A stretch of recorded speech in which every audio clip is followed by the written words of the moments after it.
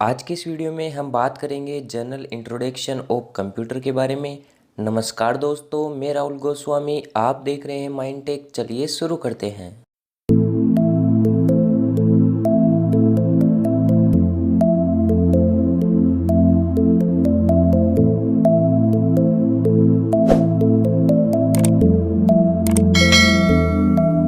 Computer Latin भाषा के compute शब्द से बना है, जिसका अर्थ होता है गणना करना। कंप्यूटर को हिंदी में संगणक कहते हैं।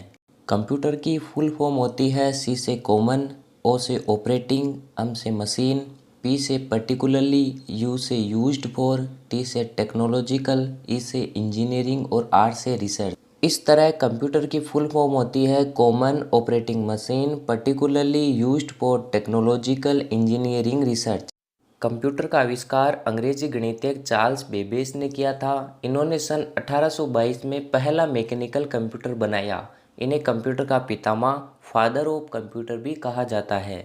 टाइम के हिसाब से कंप्यूटर को 5 पीढ़ियों में बांटा गया है, जिनमें first generation, second generation, third generation, fourth generation और फिफ्थ जनरेशन शामिल है।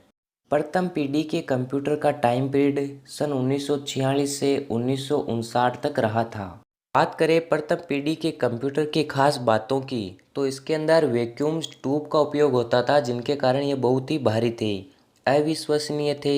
मशीनी भाषा का इनके अंदर उपयोग होता था, बहुत कीमती थे, अत्यधिक गर्मी उत्पन्न करते थे, बहुत ही धीमी गति से कार्य करते थे।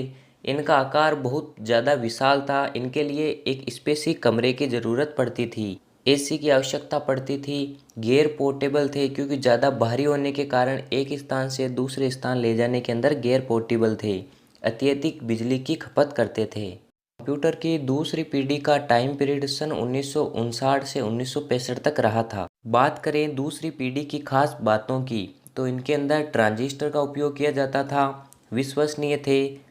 प्रथम पीढ़ी की उपेक्षा इनका आकार छोटा था, कम बिजली उत्पन्न करते थे, कम बिजली की खपत होती थी। गतिशीलता प्रथम पीढ़ी की उपेक्षा अच्छी थी, बहुत महंगे थे, एसी की आवश्यकता होती थी।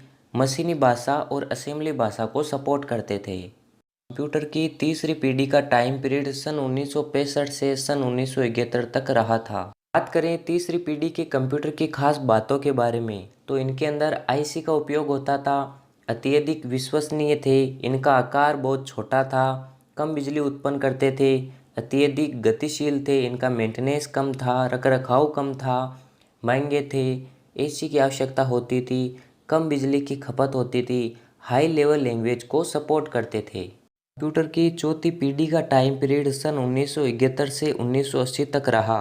बात करें कंप्यूटर की चौथी पीढ़ी की खास बातों के बारे में, तो इसके अंदर वीएलसी टेक्नोलॉजी का उपयोग किया गया था। हल्के होने के कारण पोर्टेबल और विश्वसनीय थे, इनका आकार बहुत छोटा था। कंप्यूटर की चौथी पीढ़ी के अंदर ही पीसी की शुरुआत हुई, कोई एसी की आवश्यकता नहीं पड़ती थी, गतिशीलता इनकी अच्छी थी। चौथी पीढ़ी के अंदर ही इंटरनेट की शुरुआत हुई और चौथी पीढ़ी के अंदर ही नेटवर्क का विकास हुआ और ये आसानी से उपलब्ध हो जाते थे। कंप्यूटर की पाँचवीं पीढ़ी का टाइम पीरियड सन 1980 से आज तक चल रहा है। बात करें पाँचवीं पीढ़ी के कंप्यूटर की खास बातों के बारे में, तो इसके अंदर यूएलएसआई टेक्नोलॉजी का उपयोग किया जाता था। आर्टिफिशियल इंटेलिजेंसी यानी कि एआई का विकास किया गया।